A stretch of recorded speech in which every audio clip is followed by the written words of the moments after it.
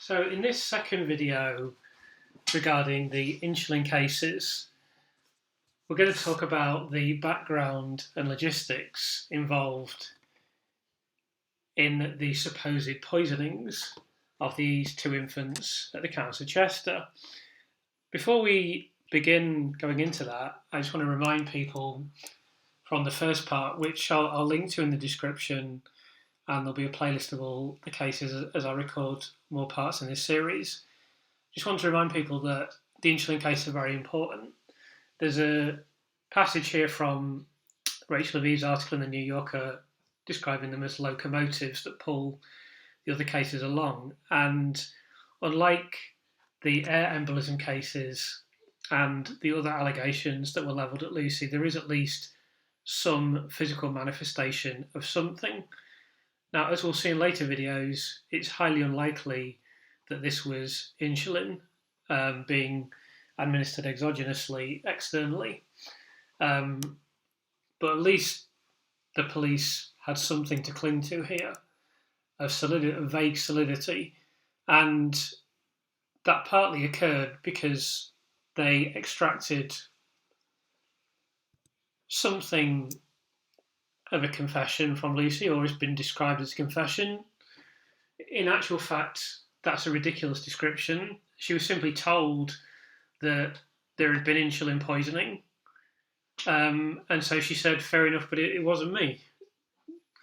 Which is an entirely reasonable response. And it's often cited as her admitting or accepting or conceding that someone was poisoned on the unit. But I did discuss this in a previous insulin video. It's just essentially,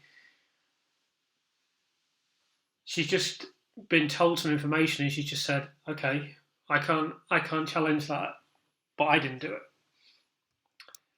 So before we look at any of the other aspects of the logistics, it can be seen as something of a blunder by Letby's defence team to just accept this without challenge, and then to go into a pre-trial meeting with the client and with the prosecution rather, and just accept this. So this was accepted evidence and agreed evidence in court that there was definitely an insulin poisoning, when that's not the case at all. That won't really be the subject of this video.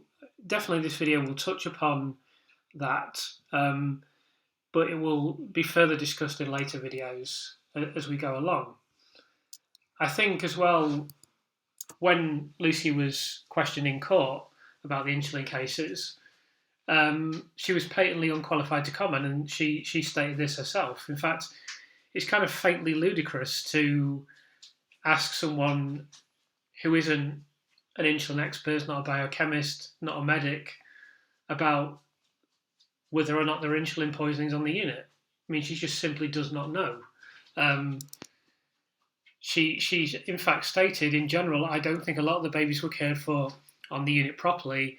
I'm not a medical professional to know exactly what should and shouldn't have happened with those babies.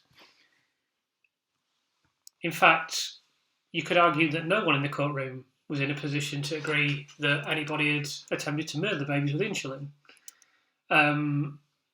When she was cross-examined on the 9th of June 2023, Lucy indicated that she simply accepted blood test results that had been provided to her. She wasn't making any kind of assertion about this. She'd just been given some results, and she said, fair enough.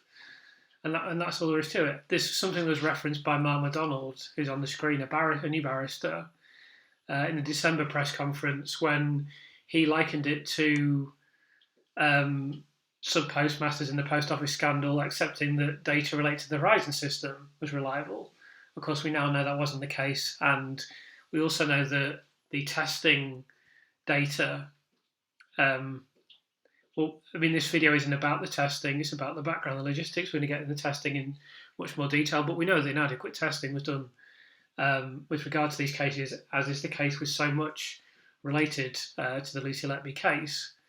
Despite this, Judge James Goss cited common features between the two insulin cases and observed that the defendant was on duty for each event. That's not even true, but it's again reliant on this. It's always Lucy theory of she's always on duty. They've got the shift chart in court. So it really was, throughout the court case, it was set up so that it looked like it couldn't be anyone else but Lucy. And in this case, because they have presented the insulin poisonings as an established fact, it looks even worse for her, because it's the implication is someone has to have poisoned the infants, and it could only have been Lucy. So the defence, having accepted this, then has a very difficult job of defending her in court.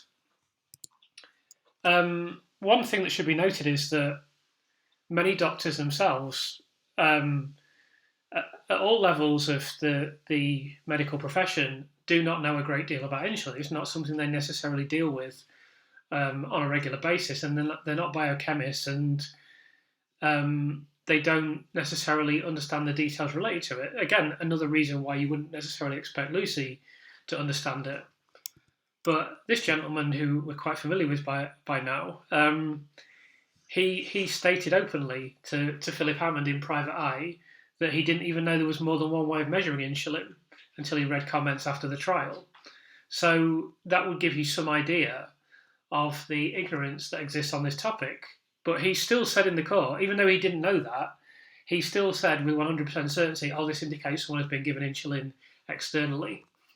On the 30th of November 2022, Dr. Evans stated there was only one explanation for what he described as astonishing blood readings, and that was that child F had received insulin from some outside source. We see the usual here, complete lack of doubt by Dr. Evans, even though he clearly knows absolutely nothing about insulin or its testing. So I just wanted to mention as well that there's this document from the Thirlwell inquiry. It's a witness statement of Yvonne Griffiths, INQ 0102072. And right at the start of the court case, it was stated by the prosecution that Lucy was supposed to be only working day shifts because the consultants were concerned about the correlation between her presence and unexpected deaths and life-threatening episodes that were apparently occurring during the night shifts. But that's categorically untrue. It's another lie that was told in court. This is an outright lie, because we see here Griffiths stating that I did not change allocation because I had doubt in Letby's practice, but more to stop finger pointing. I was not aware of anyone else having these concerns about Letby, as she was always an exemplary nurse. So the first aspect of this whole subject of the logistics and background of the insulin cases is that this is an entirely hypothetical case. There's no direct evidence that Lucy Letby tampered with feeding bags. In fact, there's no direct evidence that feeding bags were tampered with whatsoever. That's not really a feeding bag on the screen. It was the closest I could get. I couldn't get a good image of a feeding bag. That's more of a feeding tube, but you get the general idea. So the first thing in speaking about this lack of evidence is that there's no supportive eyewitness testimony for any malicious acts. No one saw Lucy Letby doing anything wrong. Of course, that's something that applies across the board. If anyone had seen her do anything wrong, I wouldn't be making these videos now, and I wouldn't believe her to be innocent. I would obviously consider her to be guilty of an egregious act, even if it was only with one infant. But the fact is, no one saw her do anything wrong. No one has seen her do anything wrong, and that certainly also applies to the insulin cases. The second thing to note is that she'd clocked off when child F was supposedly poisoned, so she wasn't even on shift at the time. As I mentioned, there's no tangible evidence that Lucy Letby ever deliberately contaminated any bags, let alone the ones that have been referenced by the prosecution. These bags were never examined, tests were never carried out on the content. The prosecution relied on blood samples from the babies. We're going to get into the testing much more in a future video, but even this testing is unreliable. But there's simply no evidence to prove that feeding bags were poisoned. Most importantly, the bags were never tested. They weren't retained, and they weren't tested. I'm going to go on to the retaining the bags in a second. The prosecution just relied on blood samples. they just did not retain the bags and they did not test them. So it was never corroborated in that respect. The next hypothetical aspect of it is that there's no evidence provided of missing insulin on the neonatal unit. In fact, the prosecution didn't even go into this. In previous supposed serial killer nurse cases, there has been some effort to demonstrate that insulin had gone missing or demonstrate that someone had access to something. In this case, the opposite is the case, as we'll go into, but the prosecution didn't even attempt to suggest there was any missing insulin, let alone demonstrate this. Evidentially, there's no hospital records to point to this. There's no suggestion that Lucy Letby was the only person who could have accessed insulin. There was simply no effort made by the prosecution to even make a superficial demonstration of this. Now, I want to mention the feeding bags that I mentioned already were not sent for analysis, were not retained. And there's a critical document from the Thirlwell inquiry in regards to this. It's this document here, INQ 0004330, page 1 of handwritten meeting notes. It's not entirely clear who wrote these notes, but there's some very important information in them. So this is an extract from those notes. I should say, firstly, this is the 20th of July 2016. So this is after, I believe this is after the date where Lucy's removed from the unit, but it's certainly after the date where all the alleged incidents have taken place. So we see written here, it's not the easiest thing to make out, but you should be able to see here, feeding bags for analysis, emails from Steve B and I can't read that person's name. Agreed, retain, do not send for analysis. So that only gives us a limited amount of information. So we don't know that it's the insulin bags from the case. We don't know why they've retained them. And we certainly don't know why they've decided not to send them for analysis. But I suppose we can reasonably assume that this could be the feeding bags that are related to insulin, except we've got numerous stories about how the insulin cases were discovered that we'll go into in a much later part of this video series. But for some reason, if these were feeding bags that were used in the infants, child F and child L, that relate to the insulin cases, and they've retained them, but they haven't sent them for analysis, had they sent them for analysis, that overwhelmingly likely would have cleared Lucy Letby on these cases. And quite possibly this case would never have gone to court because these were the strongest cases and the strongest evidence in the case. Admittedly, that's not saying very much. But when I first learned about this, when I first became interested in it, it was very clear to me that the insulin cases were central to the whole case. It's one of 3 central items of evidence. The insulin cases, the confession note, and the shift chart are the 3 things. The insulin cases established that, according to the prosecution case, there was definitely malicious activity on the unit. The shift chart kind of creates the impression that it had to be Lucy Letby that did it, and the confession note says, look, she admitted that she did it. So those 3 things together are critical. The insulin cases, although there was no concrete evidence, and although the evidence in these cases is very poor, it was the closest the prosecution came to providing a concrete case for anything that was included in the 10-month court case. As for why these bags were not sent for analysis, I have no idea, but that's a missed opportunity. It's something that's been highlighted by Philip Hammond in Private Eye. It's just, there's nothing we can do about it now. It's just one of those things. The next thing I'll mention is that 3 other nurses were asked about insulin during the court case. These are Sophie Ellis, Belinda Williamson, and an unnamed nurse. They all denied that they had used insulin maliciously, which of course I'm sure is true.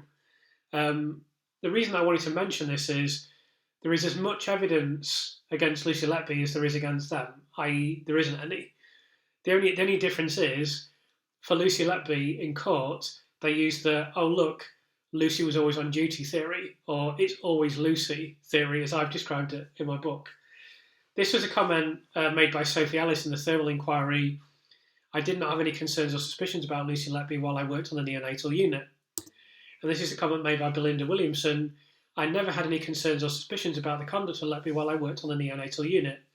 I found she was very conscientious, And if she was concerned about an infant, she would come and discuss the matter with me if I was in charge of the shift. So they certainly had no concerns about the time. They certainly had no suspicions at the time. They had no reason to believe that Lucy Letby had spiked an insulin bag or attempted to poison an infant. So this is another area where the prosecution case rests so heavily on this statistical case, a statistical case that we now know to be incorrect. It's always been entirely hypothetical. It's always relied on this assertion that Lucy Letby is always on duty. It's always relied on the either implication or sometimes explicit statement that only Lucy Letby could have carried out these acts. The insulin cases, again, completely disprove the argument that prosecution didn't rely on statistics, because if they didn't rely on statistics, it could just have easily have been Sophie Ellis or Belinda Williamson. It has to be Lucy Letby because of this purple line that we know to be wrong. There's literally no other evidence for this other than the "it's always Lucy" theory that's referenced here in the New Yorker article initially stated by the infamous Dr. Ravi Jairam.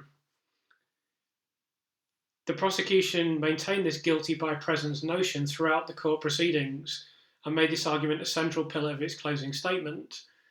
It was very strongly mentioned in the early stages of the court case to cement the idea that it had validity. And thus, with these cases, it was explicitly communicated to the jury that it could only conceivably have been Lucy Letby that tampered with these feeding bags, despite the fact that no physical evidence exists that anyone at all acted this way, let alone that it was Lucy.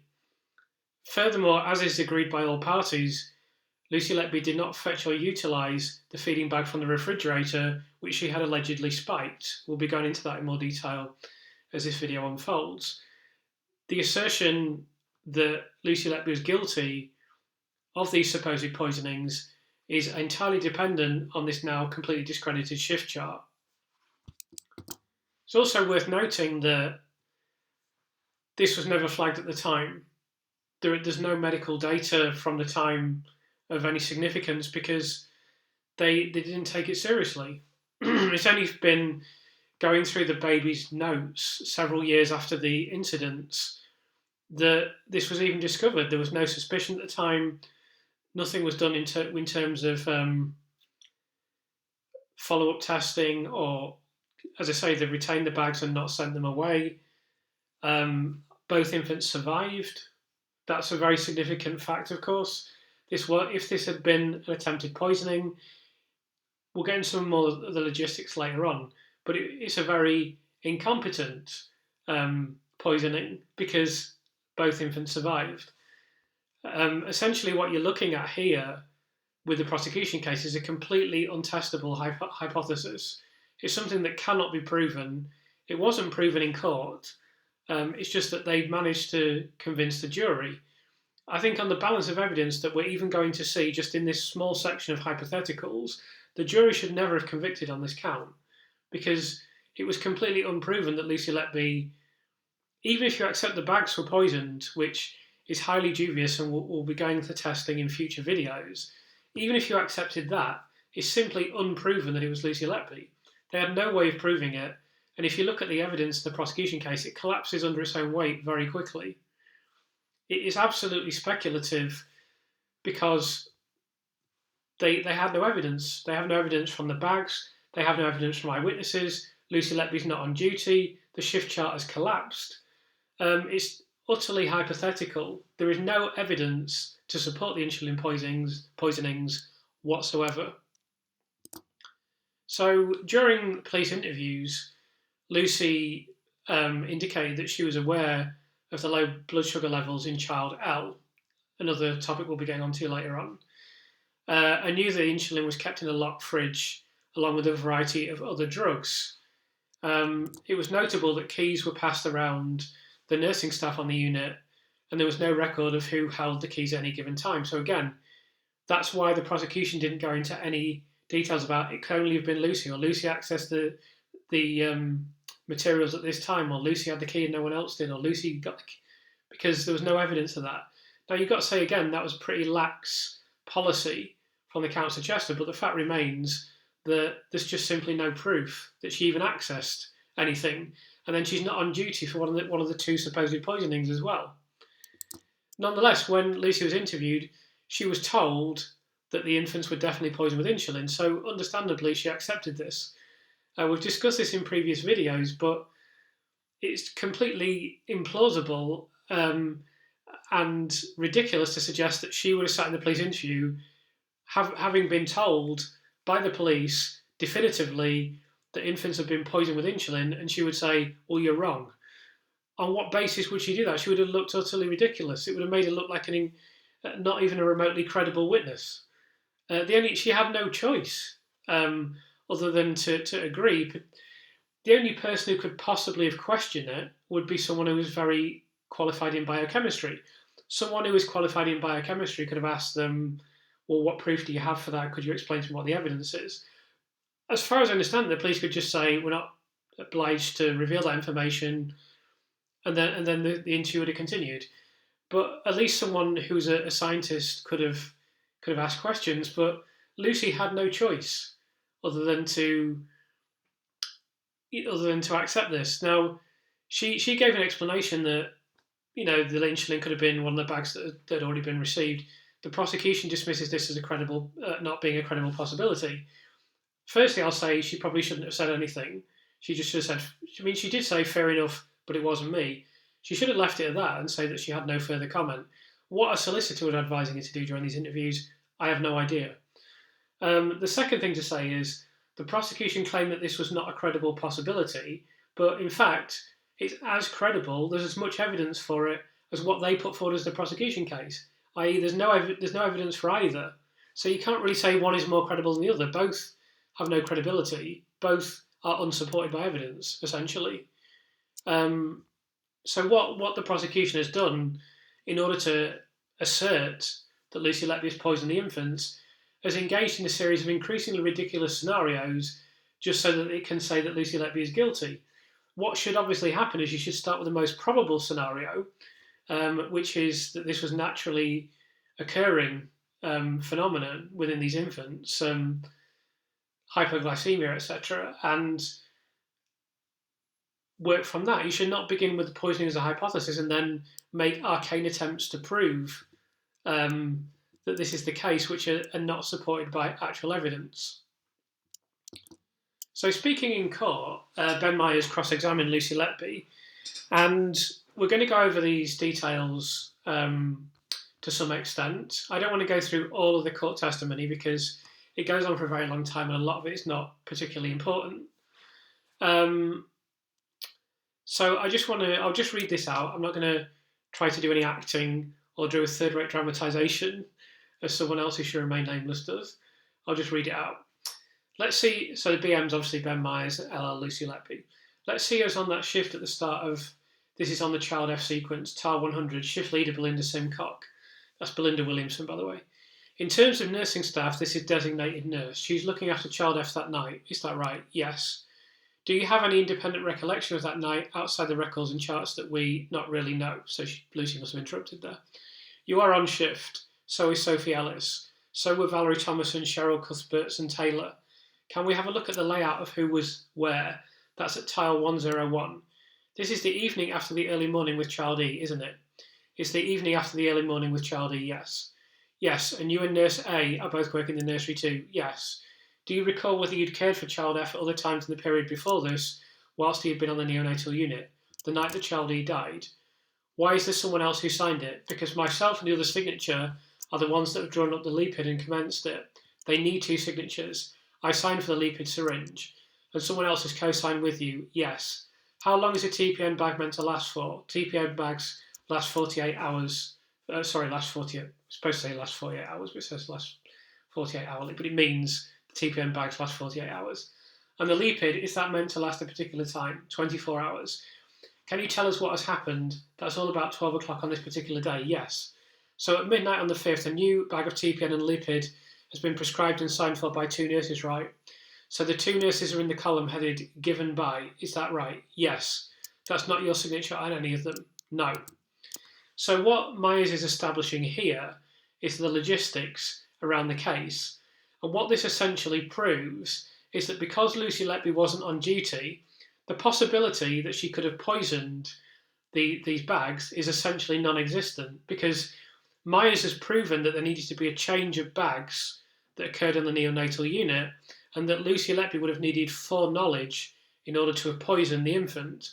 And we see similar logistics with child L, where there's foreknowledge required, and in one instance, she would have needed to have known that one of the infant's lung lines had collapsed, so that because of that, a bag was needed from a certain location that she couldn't possibly have known to happen, and then you had to pick a certain bag out of a certain number. It's all logistically impossible. And to be honest, the jury should have seen this.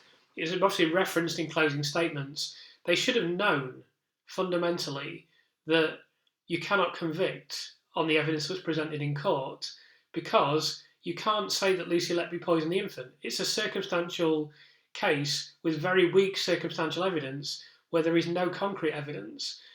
And that is why Myers has taken the time to outline this and to indicate that really, objectively, Lucy couldn't have poisoned the infants. The only way you could really say that there was strong evidence would be if you had some tangible evidence from the actual bags. Even then, you still couldn't say that it was Lucy Letby with any confidence, but at least you'd be able to say, look, we've tested the bags and we know that they were poisoned with insulin. We've done the quality of testing that is required. This is something that will be addressed in a future video. We've done multiple tests. We've tested the bags directly. They were retained. They were tested at the time. We know this is exogenous insulin. We know these bags were tampered with. Then, at least you would know that. Even then, it still wouldn't be proven that Lucy Letby did it. She'd be one of 4 suspects. But in this particular situation, it's not that surprising, or it wouldn't have been that surprising if there'd been someone in the jury that had found her not guilty, or that had gone against the consensus. Unfortunately, it seems that there wasn't anyone in the jury capable of critical thinking over this issue, and there was no one who was able to understand that there is definitely reasonable doubt in this case. Before you look at anything else at all, this indicates very strongly that you cannot say anywhere near the level that is required that Lucy Letby poisoned, deliberately spiked feeding bags. In one case, what's called a TPN bag, total parental nutrition, and in the other case, a dextrose bag. It's just simply not provable, and hasn't been proven by the prosecution. Unfortunately, you can convince juries with certain arguments, certain techniques, and it's a 10 months trial, and they threw a lot of evidence at them, and they engaged in a lot of very manipulative techniques, in my opinion. They certainly tried to sway the emotions of the jury to a great extent by using eyewitnesses and using various other techniques. And unfortunately, the jury just couldn't see that this is not proven beyond reasonable doubt. There's just no way. So we've already assessed several aspects of the logistics in this case, but one of the most important elements of the implausible logistics is the random bags that would need to be selected. In order for Lucy to have carried out these supposed insulin poisonings, it requires her to inject insulin into a feeding bag that had been chosen randomly by a different nurse from a refrigerator on the neonatal unit. This is both implausible and illogical, but we're going to deal with the implausible aspects of this firstly. So Professor Peter Hindmarsh gave evidence in court, and firstly he stated that it's not possible to give insulin by mouth as it's a large molecule and cannot be absorbed easily. The protein would be broken down by acid, and it could not have been administered via a nasogastric tube for the same reason. The only ways to administer insulin, according to Professor Hindmarsh, are via skin injection or intravenously. Now, there's no allegations of skin injections being made because there'll be marks on the infant. This was actually something that occurred, though, in the Colin Norris case, I believe, where they never provided any evidence of marks or that there'd been a skin injection, but convicted him on a skin injection anyway. But in this case, there were no such allegations made because possibly, the prosecution believed or knew that that would be a major hole. Not that there aren't holes in what they came up with, but that would be potentially a fatal flaw. So, as a consequence of what they alleged, this selection of the random bag, there was considerable discussion during the court case about Lucy not possibly being able to know which bags would need to be spiked in order for the attacks to be successful, which immediately makes it a rather strange choice, considering she's supposedly already been successful using other methods. Lucy was ultimately found guilty of spiking the total parenteral nutrition bag of child F and the dextrose bag of child L, yet it's acknowledged that both children had nutrition bags changed when Lucy was absent from the unit. Advocating for Lucy in court, Ben Myers KC not unreasonably asserted that Lucy would have required what he described as a Nostradamus-like ability to see into the future if this was to be deemed a targeted attack. He said in court, "It's incredible to maintain that Lucy Letby is responsible for this. How can Miss Letby be held responsible for the second bag on any ferological basis? A high level of insulin in the bag that no one could have foreseen would have been used, which comes into play hours after she has left." So just to break this down a little bit more, there were 5 stock maintenance bags at the time located in the fridge of the neonatal unit. And with regard to this, Myers stated that even if somebody guessed that a maintenance bag may be needed in an unexpected way, we'll be coming on to why it was unexpected later in the video, they are not to know what bag will be taken. And he therefore described the prosecution case as a series of Russian dolls of improbability. There is no sensible way of claiming that Miss Letby could have been responsible for putting insulin in the second bag, which fundamentally undermines the accusation. So jurors heard that what's sometimes referred to as the acronym TPN, this nutrition, they're feeding bags essentially, both this bag and the dextrose are used for feeding infants, sometimes known by the acronym TPN. So jurors heard that the TPN bags that were both prescribed and held in stock were in a locked fridge in a storeroom at the unit, along with insulin held on the unit.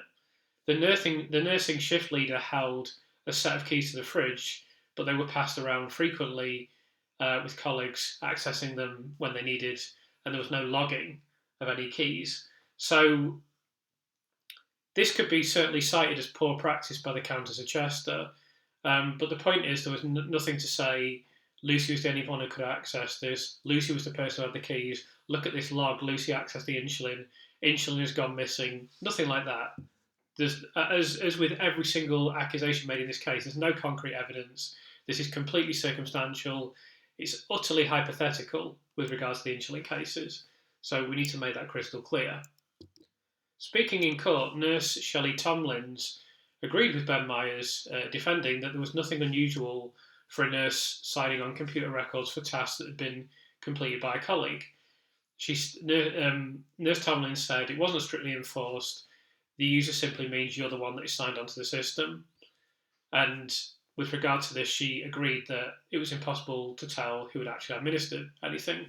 She was asked about the keys as well, and she said they might happen to be with the last person who'd gone to the fridge, that there's no strict control over the keys. So there was nothing concrete here for the prosecution, and they didn't really attempt to prove that because essentially it was impossible.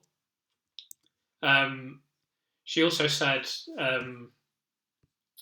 Miss Tomlin said, sometimes you had to ask around for the keys. You used to say who got the keys. You would not necessarily say where you were going with them, but it would be the fridge or the cupboard. They kept intubation kits in the fridge. They contained drugs that were needed, so they were ready and you could get on with it.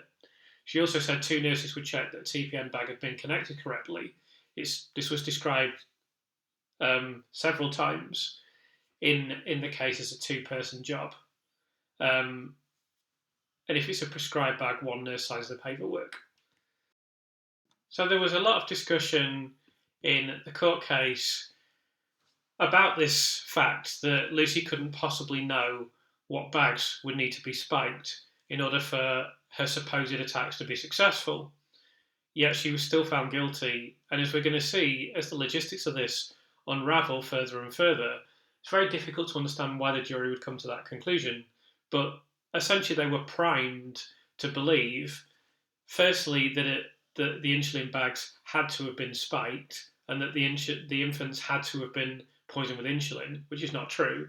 And secondly, they were primed to believe that Lucy was on duty all the time for all these collapses, all these incidents. There were no other collapses, there were no other suspicious things that occurred on the unit, and therefore it simply had to be Lucy. It's always Lucy theory. That's untrue as well. So the two fundamental contentions of the prosecution on which these convictions are based are both untrue. Before you get into any other details, these are absolutely hypothetical. There is no concrete evidence. There's not even a strong circumstantial case. It's an extremely weak circumstantial case because they have no circumstantial evidence. They just have a hypothesis. But we'll get into more of that later on. So during the court proceedings, there was this discussion about a dextrose bag, where it was explained that they expire at 24 hours, that the dextrose bag came from generic bags in nursery 1, and that there was no way of telling from simply looking at the records and the bag who had hung the bag and who had been involved. So you couldn't place Lucy Letby at the scene. I think Ben Meyer's defending did a good job of showing that the logistics just don't add up, and that you can't place Lucy Letby at the scene. You can't say that she's done anything wrong, and that it's completely hypothetical, and that it doesn't stand up to any scrutiny. The mistake that he made, in my view, was agreeing the insulin cases beforehand and saying that, yes, we'll agree insulin has been administered externally. That should have been attacked as well. So then if you were attacking the fact that it's not proven that the bags were spiked, it's not proven that the infants were even poisoned with insulin, and then the logistics are impossible, and Lucy's not even on duty, and it's completely hypothetical, they should be coming at it from all these angles collectively. Did a good job on the one angle that, or the angles that he did advance, but should have been coming at it from all these various angles collectively. That would have been far superior. So we see some further discussion in court here. I'll just read this out. This is with Lucy. What would have been done with the bag prior to it being hung? What's the preparation you go through? The bag would have been taken out of the cupboard. The bag is in a sealed clear plastic fill. So when you've got two staff present, you would then break that fill open and take the bag out, and then you would go about running the fluid through a giving set, so the line that attaches to the bag, and that line eventually attaches to the baby. Do you recall any parents in or around the nurseries while this was taking place? I don't recall specific times in the morning, but yes, parents were present throughout the day. If we go across the right, can you tell us when the bag was actually hung? 4:30. And did you take part in hanging that bag? No. Do you know who did hang that bag? Yes, it was Belinda Simcock and Ashley Hudson. Where did that come from? The cupboard in nursery 1. From the medical notes, the second bag of 10% dextrose was put up for child L at midday on 9th of April. I did this with Mary Griffiths as the blood sugar levels remained low. A bolus was signed for and provided by Mary and me at 3:40. So what Ben Myers is establishing here is, firstly, we see that the bags are sealed. So this is not a simple, straightforward, quick logistical process.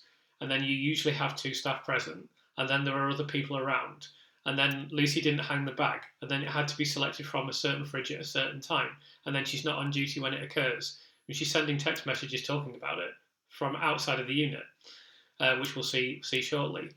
And then, it's known that she didn't hang the bag. It's known where it came from. It's known that there's all these other bags, etc., etc. So he's establishing quite clearly, and the prosecution was never able to challenge this at all, as we'll see shortly, that it's just logistically almost impossible, and from a plausibility point of view, it's utterly ridiculous.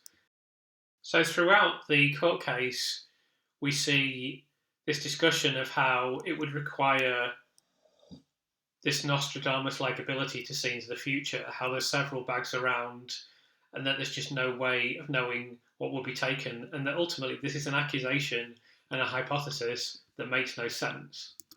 And the prosecution attempted to respond to this, but they just couldn't undermine it or even really chip away at it in any meaningful way. You see here there's this discussion, and then at the end of it, they're trying Simon Driver, who's now representing the families from the Thirlwell inquiry, I've made videos about this previously, is trying to get the nurse to say certain things and he just fails, and then there's this discussion that it's a two-person procedure. So another thing that I want to raise is the notion that if Lucy had been successful at causing death by the injection of air and milk, which is the alleged prosecution case, it seems very odd that she would then suddenly attempt this much more arbitrary method that is so hypothetical and involves so many things that are intangible, it just doesn't make any sense. That was very baffling. I mean, I've spoken to numerous nurses, numerous insulin experts in writing my book, and they've all questioned, or many of them have questioned, why would you do this when it doesn't make any logistical sense? And this is why the prosecution court had to make this comment of, we say Lucy Letby added insulin to that bag of dextrose. She did it deliberately to kill child F. She had failed to kill child L. She had failed to kill child F, so gave an increased dose. So it's I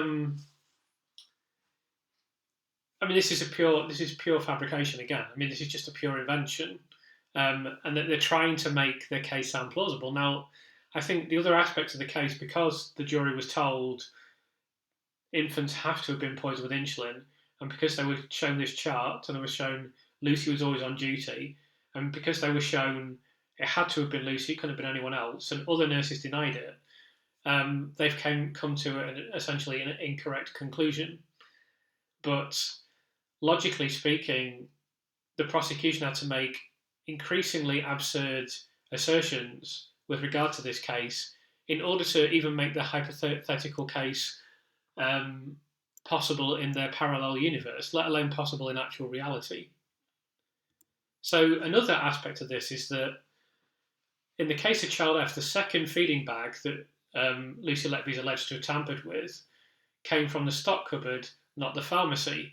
So this only occurred, I think, because a long line fell out, and that caused problems on the unit, so they had to fetch a different bag. There's no way that Lucy could have anticipated this. She wasn't on the unit at the time when this occurred, and the only reason it was accessed was because of this issue with the intravenous line. There's just no conceivable way that Lucy Letby could have foreseen this, and it therefore makes absolutely no sense as a purported method of murder. It's also worth remembering, as I've already mentioned, Lucy Letby is already supposed to have murdered the twin of child F, named child E, at this point, via a different methodology. She's also supposed to have successfully murdered child A, child C, and child D, utilising different methods across these four supposed acts. Now she's introducing yet another method, although this one is unsuccessful with child F. So she then again switches murder methods for child G and child I, before returning to insulin for child L, which is again unsuccessful.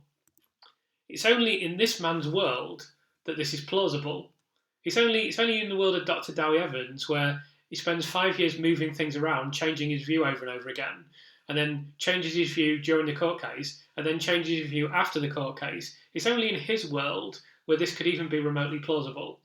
There's absolutely no evidence to support this whatsoever. It's frankly an utterly ridiculous accusation. What was stated in court is not circumstantial. It's certainly not concrete. It's definitely not a concrete accusation. It's not even circumstantial. It's entirely hypothetical. And it gets worse and worse the more you look at it and how illogical it is, with the fact that they didn't test the feeding bags. They didn't properly test for insulin. Lucy Letby's not on the unit. Lucy Letby didn't know what bag was going to be selected. They ended up taking one from a different location because of some completely unforeseen act. The infants didn't die, but then she had used other murder methods before, and then used other murder methods after that, and then switched back to poisoning by insulin again. It was again unsuccessful, and then did other murder methods again. It just gets more and more and more ridiculous. So one final point that I want to emphasise is that the feeding bags were never tested. So no one even knows whether the feeding bags were spiked, let alone which specific bag was spiked at which specific time. This is all utterly hypothetical. I'll get into testing in much more detail and the bags in future videos. They're going to look specifically at the testing, but I just wanted to emphasize at this point that the assertion that the bags were spiked and the assertion that the infants were poisoned is not based on any measurement of the bags themselves that would definitively rule this in or rule this out. As we mentioned earlier in the video, it seems that they had the opportunity to send bags for testing and failed to do this. Of course, they had the opportunity to do this. They would have retained the bags to a certain extent. But we know specifically from an explicit remark that's made in the note that they did retain some of the feeding bags. So at that point, they could have simply sent them for analysis and eliminated this absolutely hypothetical case immediately. That just never happened. So I'd also going to discuss some of the science related to this logistical aspect of the case. Now, other videos that are to come will go into the science in much more depth, but there's one particular aspect that I wanted to discuss with regard to this logistics subject, and that is the concept of sticky insulin. So in the case of child L, Professor Peter Hindmarsh came up with this theory of sticky insulin to explain what he deemed to be irregularities in results. Now, I should say firstly that it's almost impossible to find any reference to the theory of sticky insulin being cited in any other context, at any other time, anywhere else in the world. But I have found one study that I'll go on to in a second. But this is an incredibly obscure theory that has been forwarded in court. I should say, in mitigation, that it is not factually incorrect. Unlike other aspects of science that appear in court that are either phenomenally dubious or simply factually unsupported, this is actually plausible to some degree. It's not wrong that insulin could stick to the side of a bag, which is what Professor Hindmarsh has alleged. He did say perhaps this could have happened. Obviously, again, it would be almost impossible to confirm this anyway, but then the bags were thrown away and not tested. So this is completely hypothetical again. The idea that insulin stuck to the side of the bag, that is just simply not, it cannot be proven or it cannot be demonstrated in any meaningful way. That's why Professor Hindmarsh said it's a possibility that insulin from previously administered dextrose infusions could become stuck to the inside of the apparatus and then somehow become unstuck when Letby goes off shift, so that insulin manages to release itself into the system of child L. Now, if we're going to assess this properly, and we'll find that it's not really supported. In fact, it's very much unsupported. But I suppose, although this is, practically speaking, phenomenally unlikely, it is not completely impossible that this could have occurred. However, there is evidence available which indicates that the sticky insulin theory is fundamentally flawed. Now, whether the jury can conceivably understand this, I would be extremely doubtful, because I don't think I could have gone into the jury and understood every single aspect of the scientific case at the time that it occurred. 2 years later, I think I do now understand everything that occurred in court and everything that's been alleged and all the different aspects of it. At least I have the best understanding I can have as a layperson. But I think 2 years ago, I would not have been able to understand this. Now, I still believe, looking at the logistics in this case, I have a fundamental belief that there needs to be very strong proof. If you're going to put someone away for murder, then you need a strong level of proof. And if you don't have that level of proof, there's reasonable doubt. And I still believe I would have been someone in the jury saying, well, I don't think it's been proven beyond reasonable doubt. But I can't say that definitively. However, I could not have discounted this theory of sticky insulin because you need to know too many things as someone who's not scientifically qualified, and I don't think they were properly conveyed in court. And even if they were conveyed in court, there's a prosecution and defence having an argument. It's very difficult for the jury to understand all the aspects of this.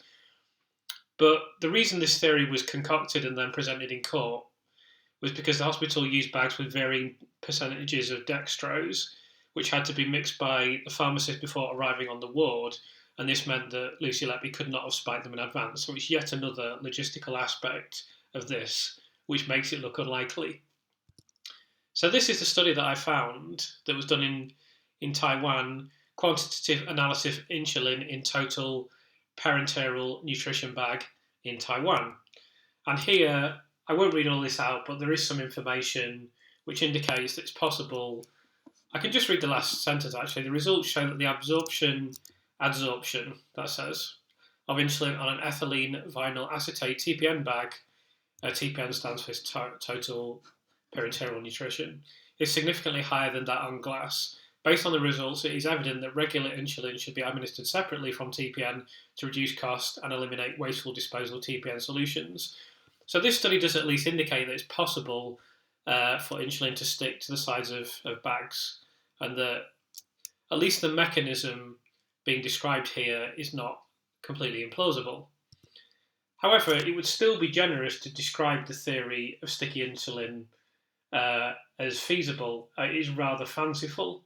The need to advance this theory comes because Child L experienced hypoglycemia, which is low blood sugar, when Letby wasn't on the ward, at a time when the infant had just received a new bag straight from a pharmacy that Letby had never had any contact with whatsoever. So otherwise, without coming up with this sticky insulin theory, the evidence categorically cannot support the prosecution. So Hindmarsh essentially made this assertion that insulin could stick to feeding bags, but in actual fact, when it was employed in court, it was employed selectively when it would suit the prosecution. And we're going to go over some of the details of this and show some of the flaws with this theory. As an example of this, child F was hypoglycemic for 17 hours. So the sticky insulin theory, it's reasonable to assume in relation to that over an extended period, the amount of insulin in the TPN bag would become available. And indeed, this was discussed in court. It was mentioned in court that there would need to be an additional infusion of insulin in addition to the so-called sticky insulin that was stuck to the side of the bag. But in fact, the readings for child F were notably stable throughout the day, so that immediately contradicts the theory of Hindmarsh and what he said in court. It was between 1.3 and 1.9 mmol throughout the day, which stands for millimoles per litre. It's standard unit of measurement.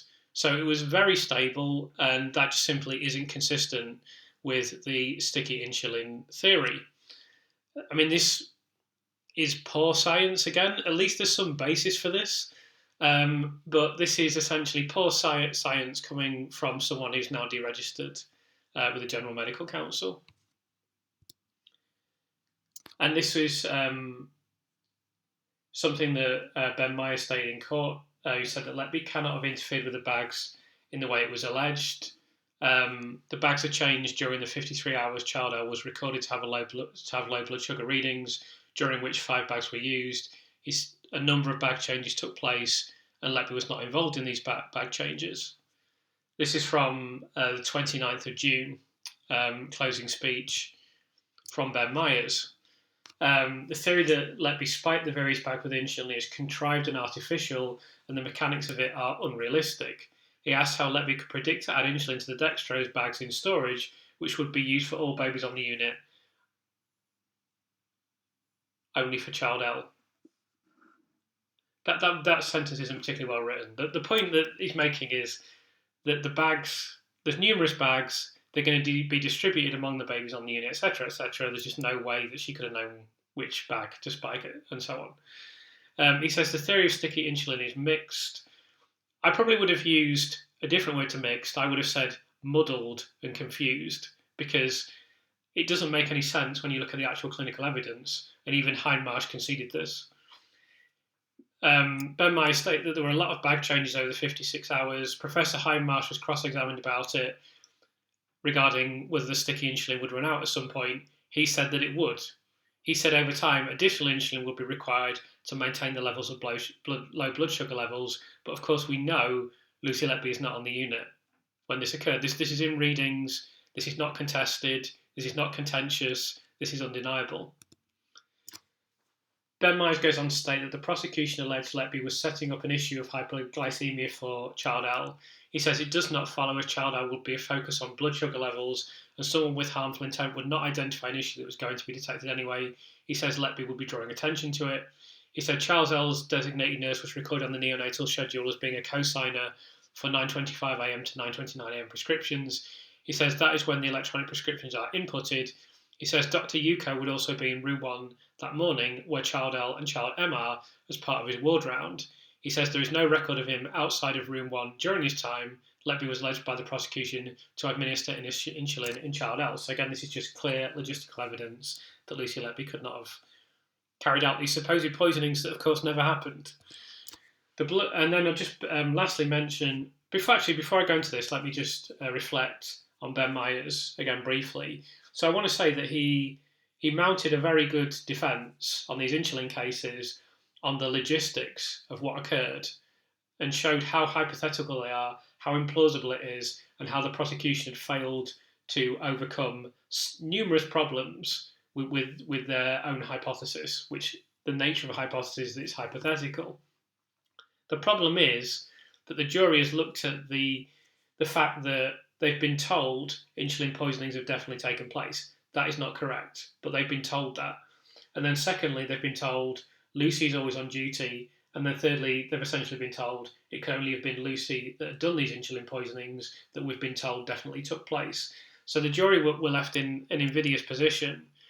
And that is where Ben Myers could have done a better job of defending her, because it is not inevitable and it is not correct that there were insulin poisonings on this unit. And a lot of evidence could have been brought into court related to that, and we'll be going over some of that evidence in future videos. So to this final point is just want to indicate that child F, we know that infection, sepsis is endemic on this unit, and Dr. Gibbs stated here that there were indications of infection in child F. I'm not going to go over the panel's view on child F in this video because that's going to be discussed in future videos, but this was yet another infant on this unit suffering with very likely infection.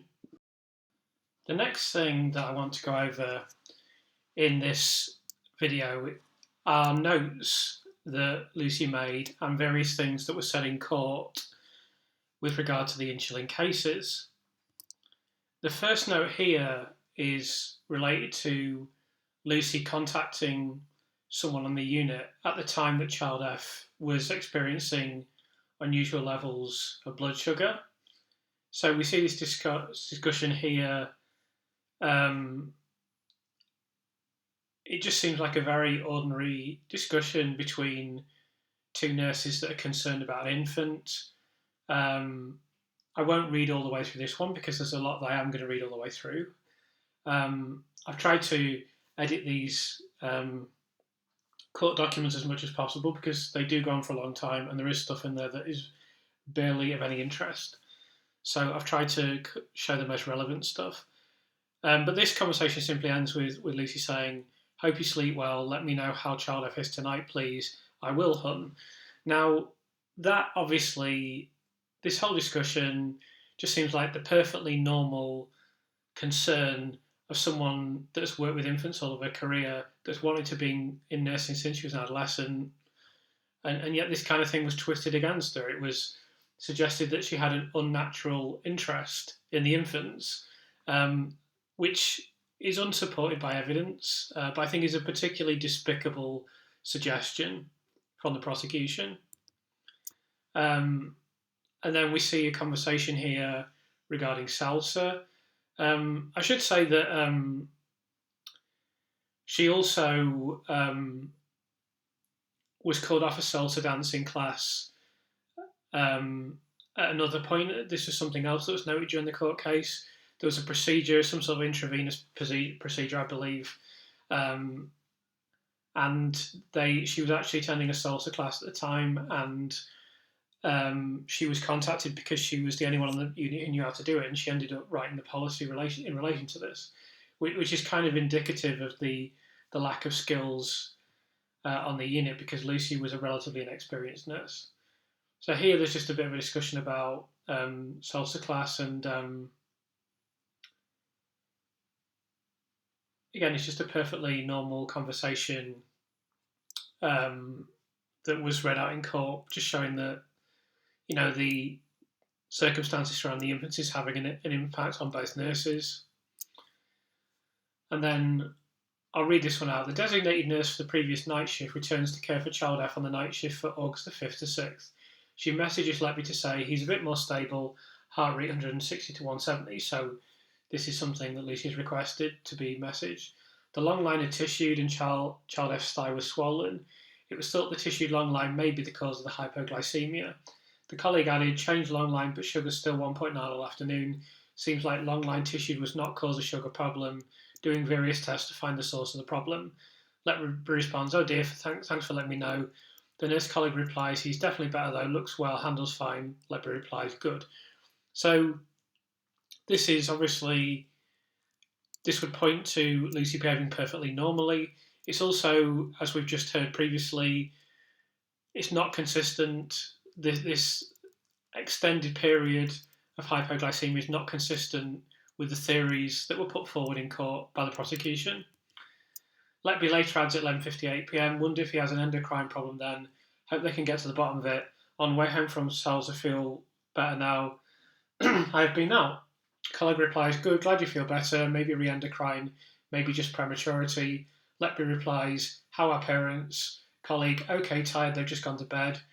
Letby, glad they feel able to leave him. Colleague, yes, they know we'll get them, so good they trust us. Yes, hope you have a good night. So again, this is just a perfectly normal concern of a professional and dedicated nurse who has a relationship with the parents, who knows by this stage they've lost their other infant. Horrible situation for any family. And this is just perfectly normal conversation that you would expect to see. So then the next day there's discussion at 10:17 p.m. Letby sent a message to the designated nurse for child F from those two shifts on August the 9th saying, I said goodbye to child E and F's parents as child F might go tomorrow.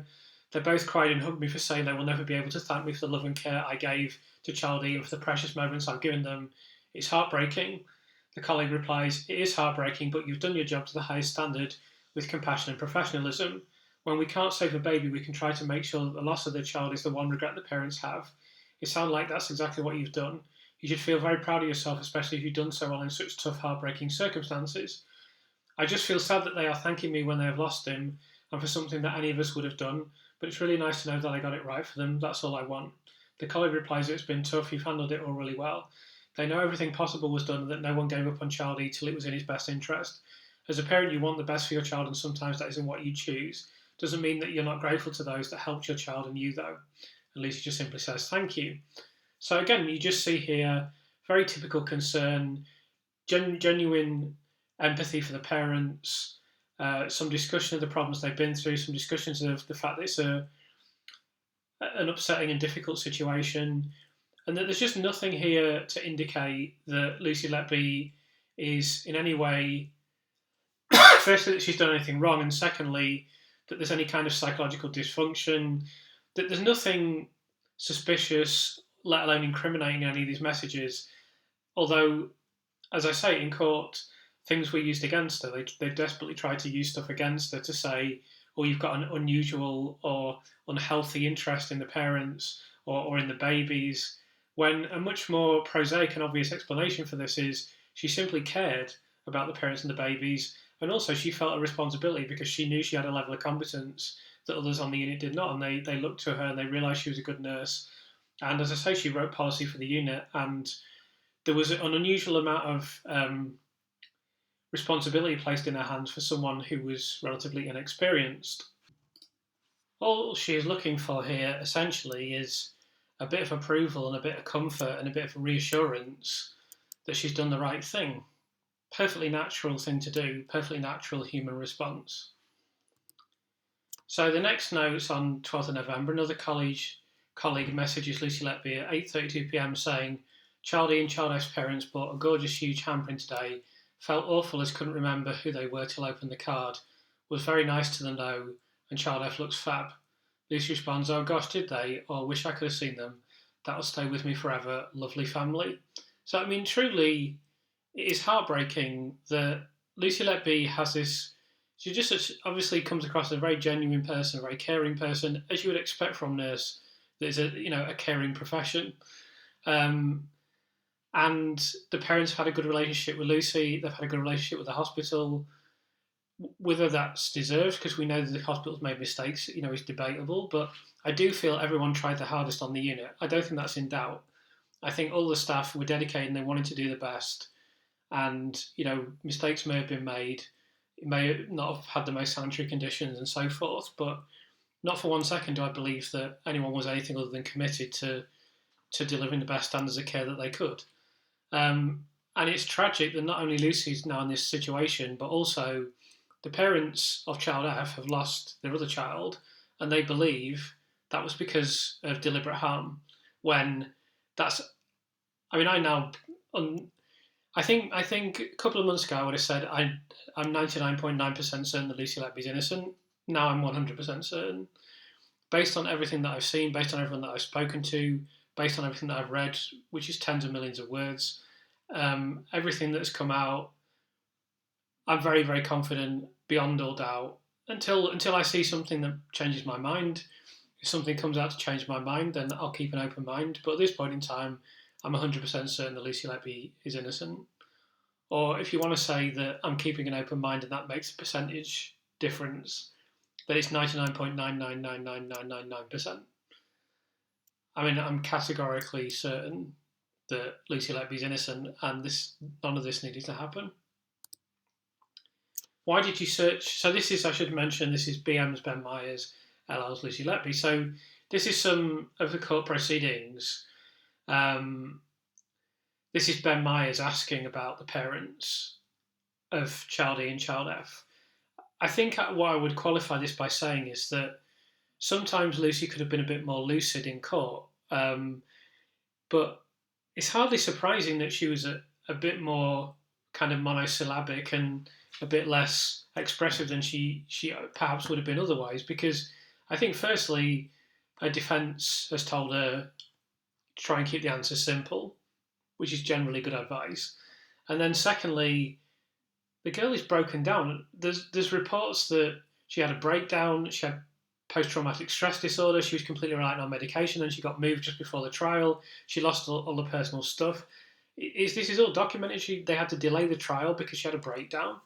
She's been through an ordeal that's gone already, by the time the trial has started, has gone on for 6 years. She's been incarcerated for 2 years. She's been going through 4 years of police interviews and incarceration. It's hardly surprising she wasn't firing on all cylinders. So I think she could have been a bit more, given a little bit more depth in her answers. But I mean, she was probably really struggling at this point. Anyway, but what you can say is that I'll give my analysis and views on this discourse in a second. But obviously, in court and since, people have pointed to these searches as being suspicious. But when we see the context of what's actually occurred, it just doesn't stand up to any scrutiny. So Ben Myers says, "Why did you search for the mother of child E and F or put her details into Facebook?" And Lucy Letby said, "Searching for people on Facebook is something I would do quite often. The mother of child E and F was on my mind following the issues with child E and F. If somebody came into my mind, that's what I would do. I just searched their name." Now, she did give indications during the court case of relationships with parents and caring for parents and so on and so forth. But having seen what we've just seen here over these messages, it's clear that she just felt very sorry for them. And she was just looking them up in a concerned way, as you may do. I'm not someone that has Facebook or uses social media very much. I wouldn't be on it at all, but it's kind of necessary, and I suppose I'll have to be on it in the future. But I don't really have much of an interest in it, and it's not something that I would do, look someone up on Facebook. But other people I know do it all the time. I don't see this as in any way even remotely unusual. So then Ben Myers says, "Does that just go for people at work, or does it apply to people elsewhere?" No, it could be anyone. Does it apply just to babies on this indictment? No. Is there anything unusual in you looking at someone who's on your mind on Facebook more than once? No, that's a normal pattern of behaviour for me. We've been told about a card, so moving on to discuss a greetings card. So I'll just qualify this actually by saying that the most well-known greetings card in this case relates to child I. So this is a greetings card that was sent by Lucy Letby to the parents, This is a different, it's mentioned here as sympathy card. So this is a different one sent by the parents of child E and child F to the hospital. So there's some discussion of this. We've been told about a card that was sent by the family of child E and F to the unit. Yes, I'll remind you what the agreed facts said, ladies and gentlemen.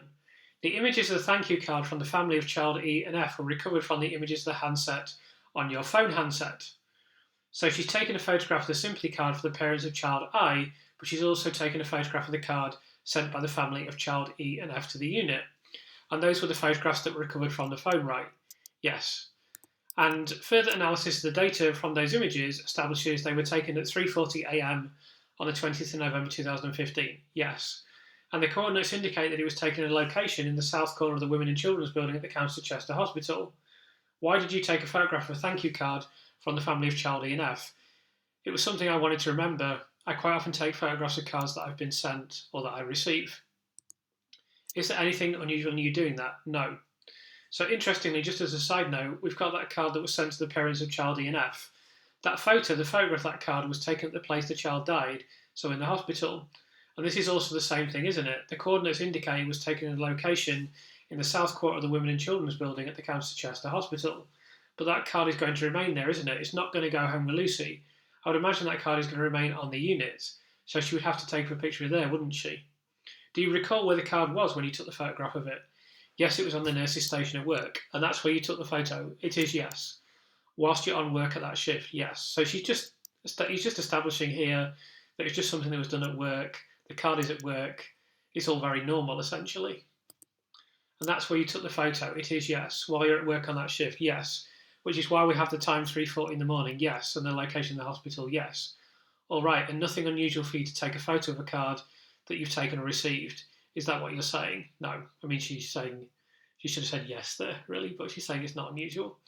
So, really, that's just an indication of course, the card that Lucy has sent, that's not going to come up in these videos because that was in relation to child I and it's not related to the insulin cases.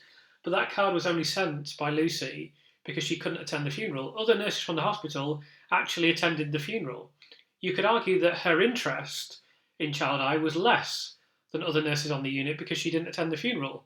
But she probably would have attended the funeral, but she just happened to be working at the time, so she sent a sympathy card. And then in the court case, this was presented as somehow being unusual. And we saw all these things brought up that you still see the kind of uneducated viewers of commenters on this case still making remarks about today. There's just nothing unusual, let alone unhealthy, about sending sympathy cards and photographing a card that's been sent by the parents because they were pleased with the care that was given, and having discussions about the parents because you're concerned about their well-being because they've lost a child. These are all perfectly normal conversations and perfectly normal things to do. Obviously, there's nothing remotely out of the ordinary about them, and there's no way they should have been cited as evidence of anything. It's just frankly preposterous. And yet, that was really a central plank of the prosecution case. It's still listed. These things, these meaningless anecdotal trinkets that meant something to Lucy Letby but mean nothing in terms of the wider context of this case. They're still listed by the Crown Prosecution Service as key items in the case, key evidence, they describe them as. That says everything about the case, says everything about the prosecution case, and it says everything about the Crown Prosecution Service. So I also want to go over some discussion in court. Ben Myers spent quite a bit of time going over various elements and also reading out some text messages from the time. And there's a reason that he did this, and I'm not going to go through the whole thing because it goes on for quite some time, but I am going to go through this in some detail just to outline what was discussed, and then I'll explain why he did this. So he's explaining to the court here, this is from Sophie Ellis to you, Miss Letby, on the 8th of April. So this is the morning of the day when the twins were born. How's the house? It feels a bit weird having a whole house, but it's good, thanks. Although stuff everywhere, I've moved in properly on Tuesday and being at work Wednesday, Thursday and today, doing tomorrow as an extra, so I'll see you tomorrow night. Won't be such an early start for you. Now back in Chester, did I hear grandparents are coming to see you? Yes, I bet it does. It will feel more homely once you've sorted everything out. Geez, 4 LDs in a row, are you okay?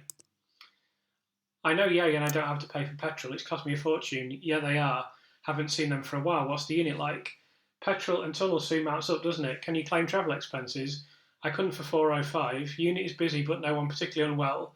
Just volume and a few people off sick. I prefer 4 days to 4 nights. At least tomorrow is an extra and sad pay. I don't know what that means. That will be nice. Hope weather is a bit better for you. Yeah, we can. OMG, really? How come that's 7 weeks as well, isn't it? Yeah, 4 nights were awful. That's not too bad.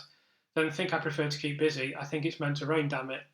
That's Arian Powell, who was a nursing manager on the unit, says something about the induction being paid for by the trust, whereas the 405 comes out of the network budget, so won't pay, is an expected part of the role to progress, etc. Mad, really, and costs a bomb. We've got a nice mix of babies at the moment, really. Shift goes quick anyway, typical April showers, haha. Nurse B's in Thailand and it's been 45 degrees today. Your painting is finished, got soap walking home from work. Doing tomorrow is an extra now. A few more pennies, thank you. So that was something read out in court, and then Ben Myers goes on to discuss this with Lucy. Pausing there with what we've just dealt with. What was going on in your life at this point, Miss Letby? That meant there was a change of organisation, so at that time I just moved into the house in Westbourne Road that we've seen. How big an issue was that for you? It was a massive life movement moving into a house. How much was your mind on that? Very much on it. Did you get everything in one go? No. Did it take time to get it all sorted out? It did, yes. So when you weren't at work, what were you doing or what did you want to do? Sorting out the house. You made a reference there, got soaked walking home from work. That message is still on the screen. Yes. Had you moved into the house by this time? Yes. So did you walk from the house to the hospital? I did, yes. How far is it from the house to the hospital? It's about a 20-minute walk.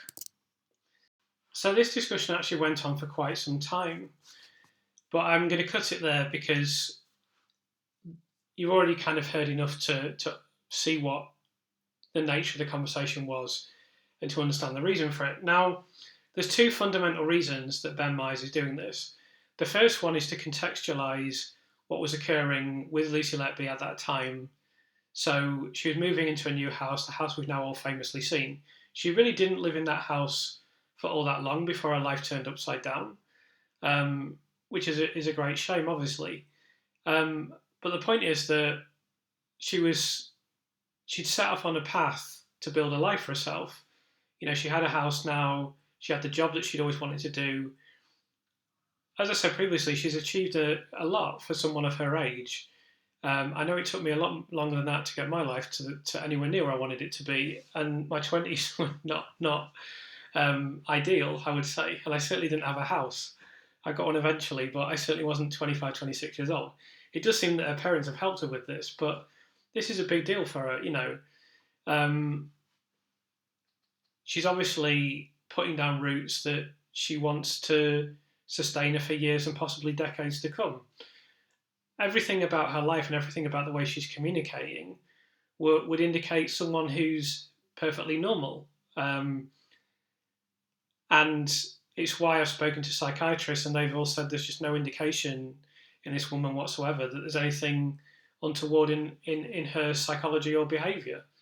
And even Professor David Wilson, who has to a great degree supported the conviction, even he has said she doesn't fit the pattern of a serial killer. There's nothing about this even remotely unusual. There's nothing suspicious. There's just no way you would expect this of someone of this nature. So the first thing Ben Myers is doing is establishing, look at the context of what Lucy was doing at the time, look at what was going on in her life, look at what her communications were like.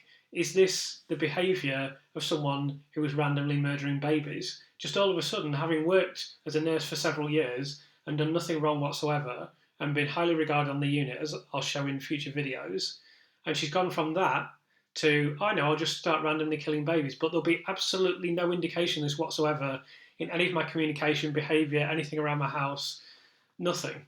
There's nothing referencing any murders, there's nothing referencing anything untoward, there's no indication of any psychological disorder, there's no indication of something that's described as criminogenic factors. Again, I'll go into that in another video. Everything about her is completely normal. That's why the police described her as beige. That was the most insulting thing they could find about her. She's just absolutely squeaky clean. And it's very important for Ben Mice to communicate that to the court. The second reason that he's done this relates to this gentleman, who's Andrew Malkinson, who was wrongly convicted of rape, served 17 years in prison, having done absolutely nothing wrong. He wasn't even at the crime scene. There was exonerating DNA evidence. He had 3 appeals rejected. He's quite a famous gentleman now, and rightly so.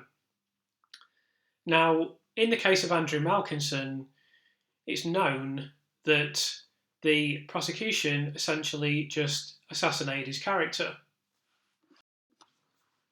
So you can see on the screen now a headline from the time that Andrew Malkinson was convicted. Strange drifter who covered his tracks. And then the sub-headline is kind of darkly comic. Oddball drifter Andrew Malkinson was careful not to leave any forensic clues for detectives, not least because he never visited the crime scene. But he was caught out by old-fashioned policing, the victim's strikingly accurate description of her attacker, and his strange behaviour. So you can already see, just in that sub-headline, a clue to this case, which is there was never any evidence at all. There was an eyewitness account from a heroin addict that obviously turned out to be vastly inaccurate because it was eventually proven that he wasn't at the crime scene. Good old-fashioned policing, or old-fashioned policing, basically there was some nonsense the police put into the case that turned out to be untrue. And his strange behaviour. And basically what happened throughout this court case is they just simply assassinated his character. So there was some... Here's one hilarious example of it. So the Walkden family later told police that while staying with them, Malkinson had walked around naked and read a book about the SAS, which included a chapter on how to kill people. Malkinson pressed his thumbs against the windpipe of his victim until she passed out. When quizzed by police about the book, which he left behind in the Canary Islands, he laughed off the suggestion that there was a chapter about killing, saying it was just a survival book. But obviously this is not evidence that he's raped someone, but this is the kind of crap that they will put in a court case. And they do it over and over and over again. Like, this has happened countless times in countless court cases. And it's not done for no reason. The reason that it's done is you've all seen the comments on YouTube immediately and on Reddit and on forums and on social media immediately after the court case of, oh, isn't it so strange that she did this? And isn't it so strange that she did that? And why did Lucy do this? And why was Lucy thinking that? And this is for the most benign human being about which they could dig up no dirt. What they found nothing. They excavated her life. And at the end of it, they had to admit there's just no indication as to why she did this. There's no indication of any wrongdoing. There's no indication that there was anything abnormal about her behaviour, mentality, psychology, anything. But they will still try and assassinate your character in court. And they did this with Andrew Malkinson. They found a little bit more dirt for him, so they just took that as far as they possibly could. And that's why you're never safe in this system where you live in this country now, and it's probably true in other countries. I'm not here to assess the judicial system of other countries. I'm here to assess the criminal justice system of Britain. This is where I live currently. You're simply never safe. Even if you're 100% innocent, once the case has gone to court, they will just try to assassinate your character in court and try to make the people in the jury think, oh, he seems a bit suspicious. Oh, I don't really like her. Why has she done this or why has she done that? She must be guilty. There's actually a scene in the comedy Peep Show where the character played by, what's his name? Robert Webb, who's called Jeremy, who's a bit of an idiot, frankly. That's the kind of nature of his character. And he is called onto jury in a court case, and he has a conversation with his friend in the supermarket, and he's saying, well, she's obviously done it. I mean, she's just a type. And if she didn't do it, she'd only do something else anyway. So, I mean, we're going to convict. I mean, there's no smoke without fire. And this is supposed to be, I suppose, it's somewhat of a parody of how people might behave. Now, I'm not knocking the jury in this case. They probably try very hard. I don't know. But people's discernment and ability to engage in critical thinking is not very good, generally. Particularly when you get very intelligent, very experienced, very qualified barristers throwing stuff at them constantly for 10 months.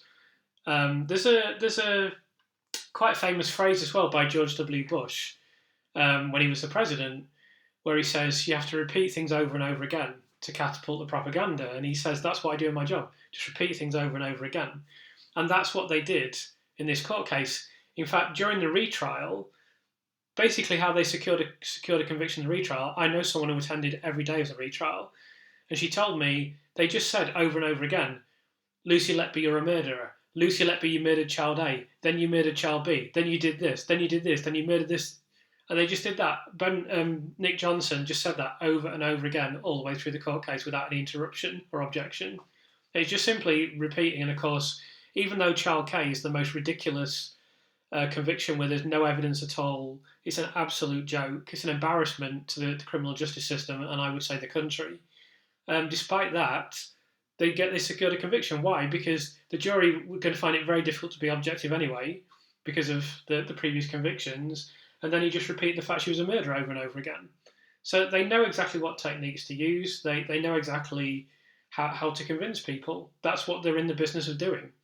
And until we manage to get better scientific evidence into court cases than occurred in this court case, it will happen again.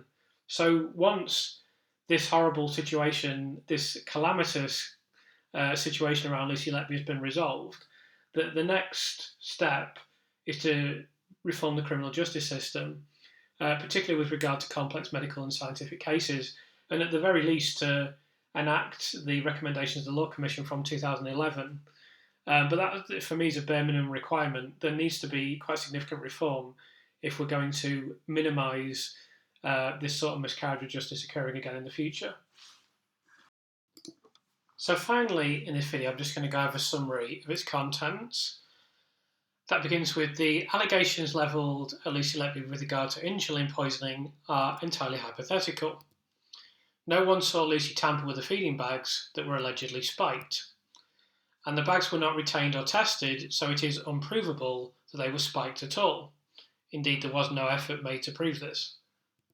The notion that feeding bags were spiked is entirely an invention from the prosecution. There was no attempt to confirm that any insulin was missing, nor any attempt to corroborate any details of the hypothesis circumstantially, not least because this was impossible. In fact, the circumstantial details of the case point to this being an unlikely poisoning. Lucy Letby was not on duty for one of the supposed poisonings. Both poisonings require Lucy to make guesses about which bags will be chosen by nurses, and even for her to anticipate unlikely events that she would have required extrasensory perception in order to anticipate. The assertion that Lucy Letby spiked the insulin bags is, in fact, completely unprovable. And if any poisonings had taken place, there are actually other more logical suspects on the unit, although it is naturally phenomenally unlikely that they poison infants either. However, as the prosecution case is committed to fingering Lucy Letby for everything on the unit, it relied on the "it's always Lucy" statistical theory, which is already known to be without merit. In order to assert that Lucy Letby had poisoned the infants, a series of increasingly ridiculous logistical assertions must be made. The prosecution case also relies on an obscure sticky insulin theory, but even this was not enough to explain uncontested phenomena observed in the cases, which was conceded by Professor Hindmarsh, who came up with the sticky insulin theory in the first place. Neither of the infants that were supposedly poisoned with insulin died. It therefore seems odd that Lucy Letby has chosen insulin as a method of murder, considering that she's been successful with other methods previously, and supposedly after this as well. According to the prosecution case, she then switched methods again after being unsuccessful at killing child F with insulin, but then switched back to insulin for child L. Messaging at the time which was read out in court is not remotely suggestive of someone who is attempting to murder babies, and paints a picture of a sociable young woman who is starting to build a successful life for herself. So that's a summary of this video that deals with the hypothetical prosecution case and the logistics associated with it. This is the second video in this insulin series. The first one was background to insulin poisoning and some other related cases. There will be several more videos in this series, and I've created a playlist that I'll leave in the description for this channel, where you can find the previous video, and future videos will be posted in that playlist as well. Last thing I have to say is just simply, again, thank you for the support, and it does make a difference when you like and subscribe the videos. It makes the videos more visible on YouTube, I'm really appreciative of all the comments and feedback. I enjoy reading the comments, and I try to respond to everything that is said. Occasionally, I won't respond to one, but I think I responded to 90% of comments at least. I do really appreciate them, so please keep them coming, and thanks again for the support. If you have any queries, comments, corrections, or anything else to share, please do so.